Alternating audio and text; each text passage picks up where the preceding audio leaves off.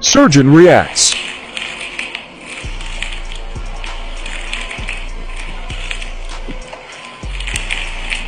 That's loud. Let's break this down.